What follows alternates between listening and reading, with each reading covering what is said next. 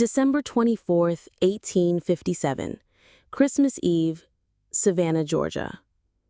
A night remembered as one of the cruelest in the history of slavery in the American South.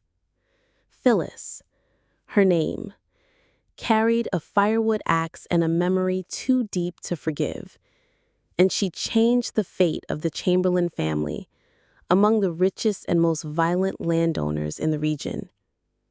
She was a house slave, 28 years old, born and raised on Riverbend Plantation.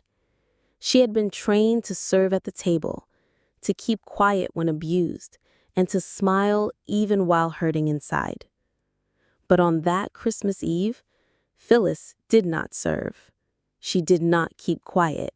She did not obey. Phyllis killed, with the same axe she had used for years to heat the big house. She cut down Jonathan, Paul, Samuel, and Thomas Chamberlain. 4 brothers, 4 masters, men who hid cruelty behind manners. What began as a grand holiday dinner full of songs and wine turned into a scene of blood, iron, and payback. In less than 3 minutes, the heirs lay in pieces across the marble floor. Phyllis wasn't insane. She was driven by love betrayed, freedom denied, a life forced into silence, and by the name Isaiah Carter, the man they promised to free and then killed. This is the true story of Phyllis, a slave who decided that Christmas would not be a night of peace, but a night of justice. Before we go on, tell us in the comments where you're watching from and what time it is there. And remember to subscribe. Across Savannah, windows glowed with candles. Fireplaces roared in parlors hung with garlands. Children slept under warm quilts, their mothers basting turkeys and glazing hams.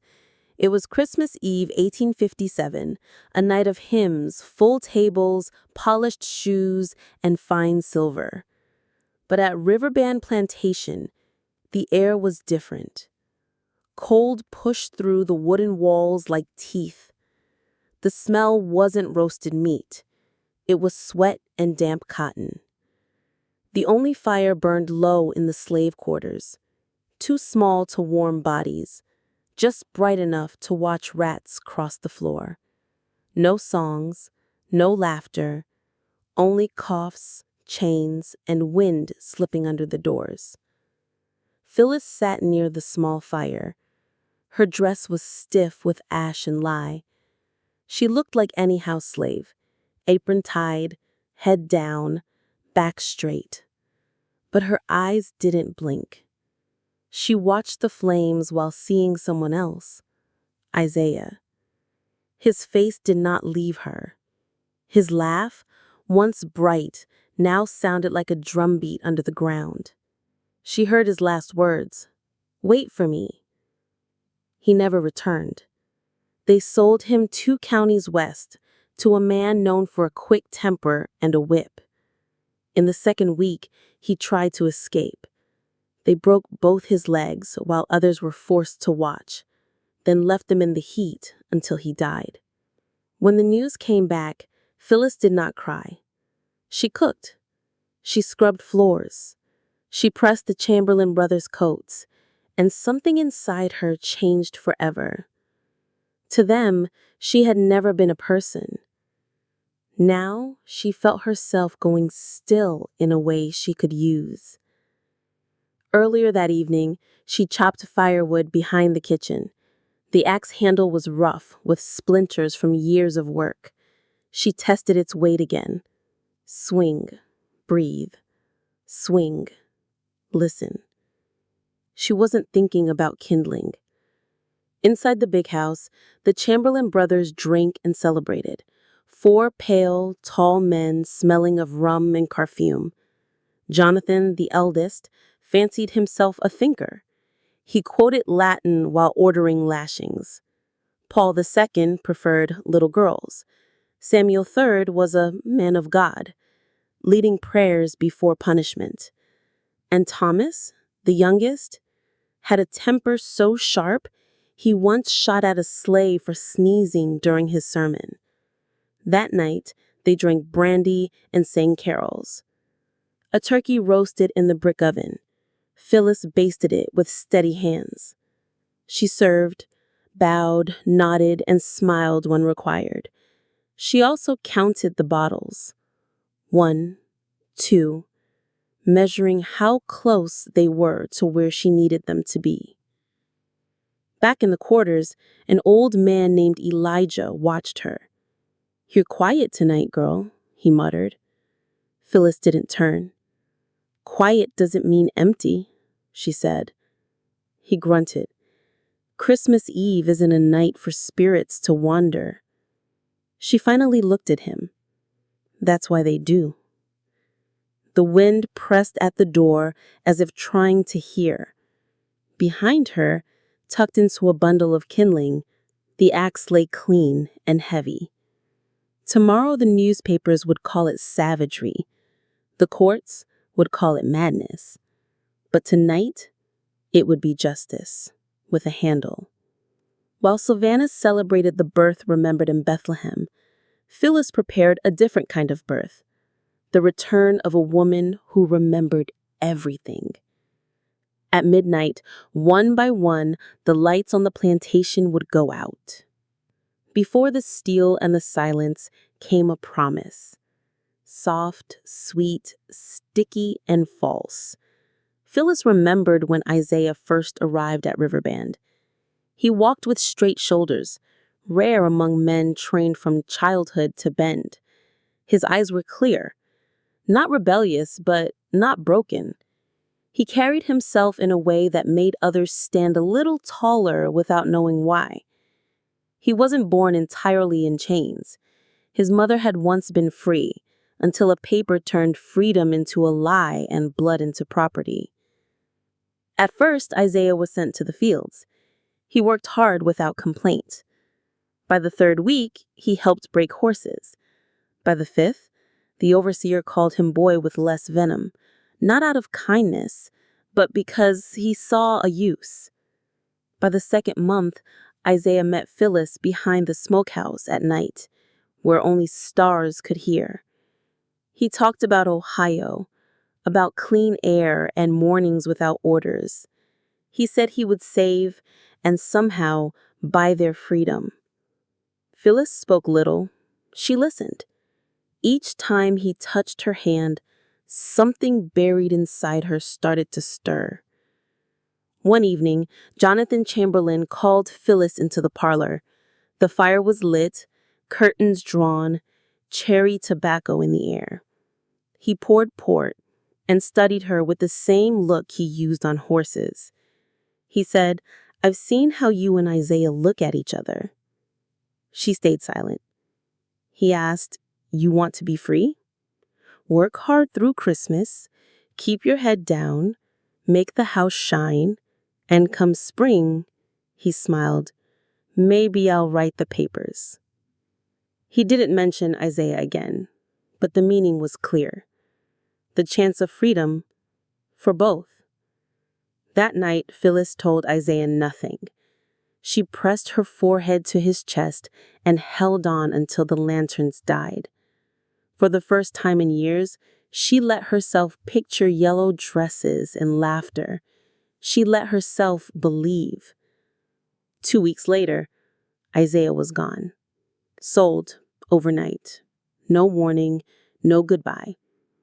Phyllis learned from an older field hand who heard Samuel Chamberlain brag about the sale, said he got a fine price for a fine mule, and laughed. The next morning, she went to Jonathan. "You said spring," she said, voice steady. Jonathan looked over his cup. He wasn't part of the bargain. "And I?" she asked. He smirked. "Spring's still coming. Be a good girl, Phyllis." She didn't answer. She left quietly. Passing the kitchen doorway, her fingers touched the cleaver handle hanging by the hearth. She rested her hand there for a second. That was enough. Days passed and the story arrived. Isaiah tried to run. They caught him near a creek, dragging one bad foot. He had slipped his chains, but not far enough. The new overseer was known for cruelty. They stripped him, tied him to a tree, and broke him in front of the others, bone by bone. By the time he died, he was barely recognizable. The news moved like a cold wind under the door. No one told her directly. They didn't have to. The way she folded laundry, tighter, slower, like wrapping something sacred, said enough. She did not cry or scream, but while washing the Chamberlain brothers' coats, she checked inner seams where they kept pocket watches and knives. She memorized their boot sizes, the smell of their clothes when drunk, and the creak of the second stair outside their room. She woke earlier, slept later, worked harder. No one noticed the firewood was split finer. No one noticed the axe was moved, cleaned, and dried with new care. No one noticed her eyes no longer followed the floor. The promise had died. In its place stood something colder and older, patient like frost under soil. Isaiah was gone. Phyllis remained.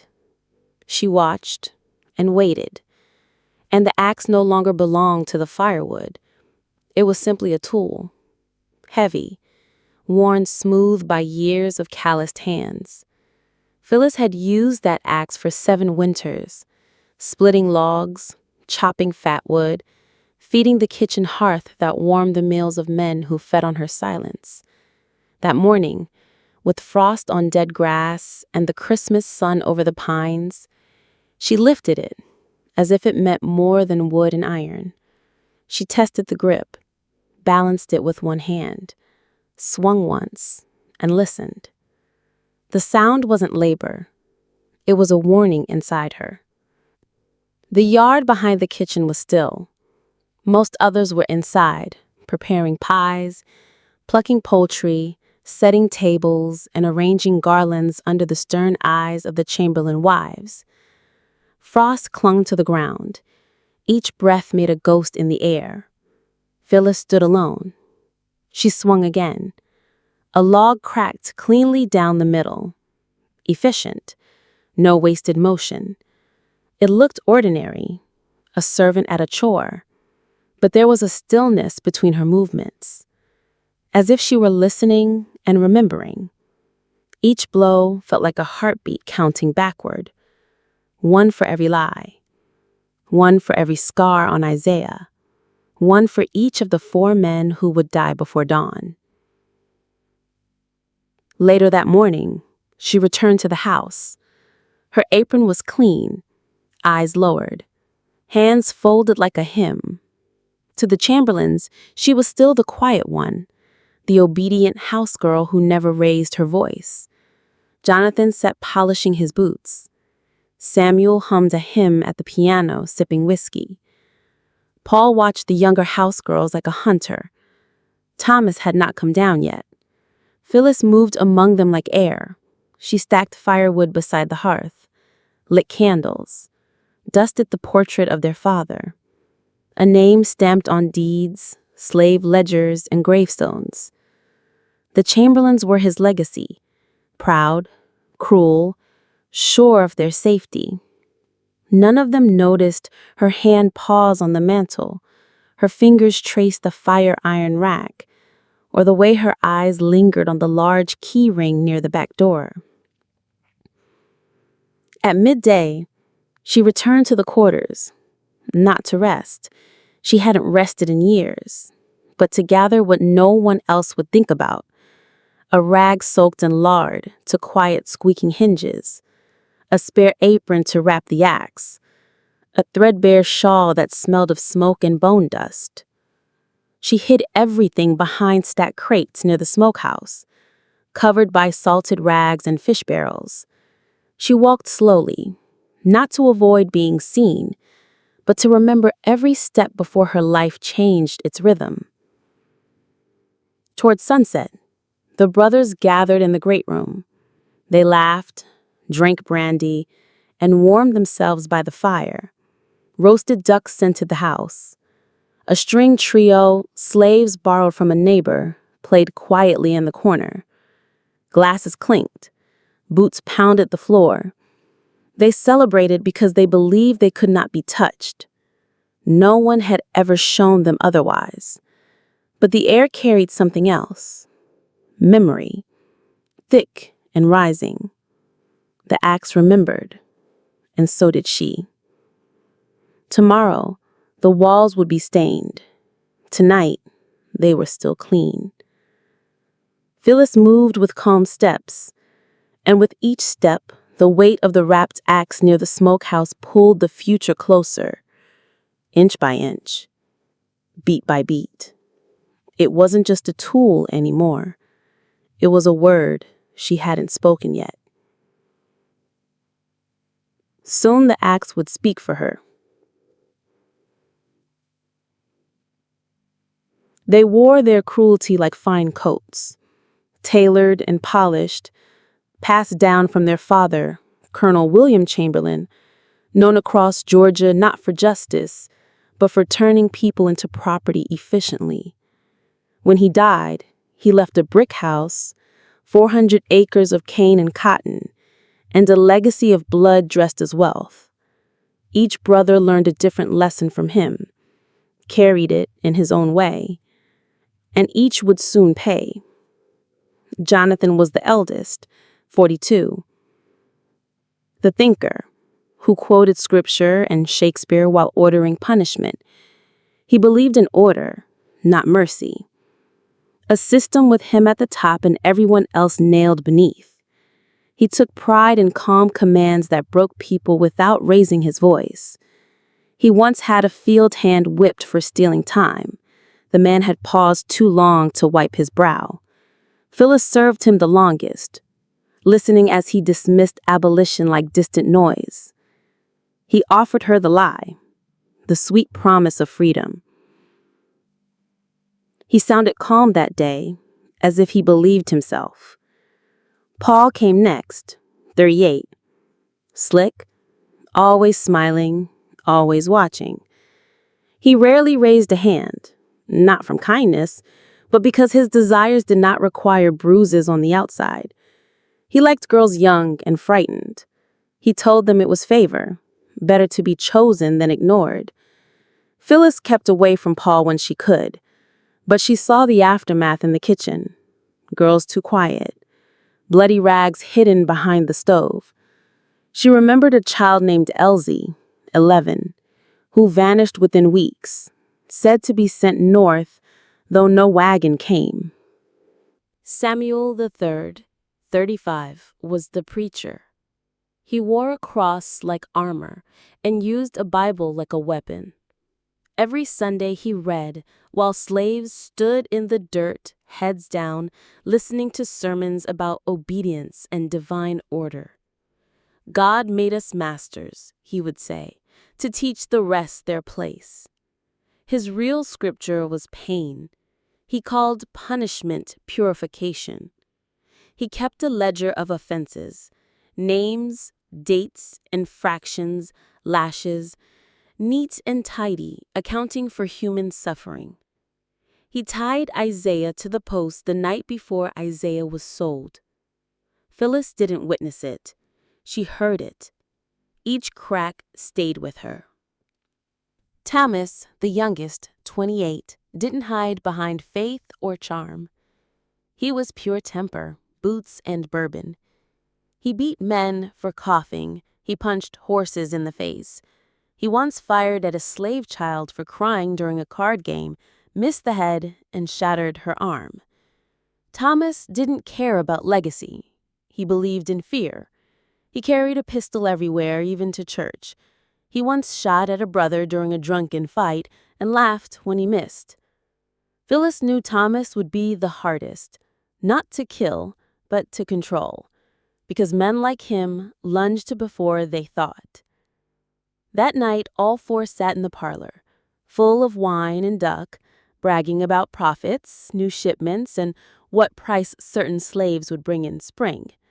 They spoke of Phyllis as if she were a piece of furniture. One joked about the way she moved, like a shadow, trained to pour. She heard it and smiled once, barely.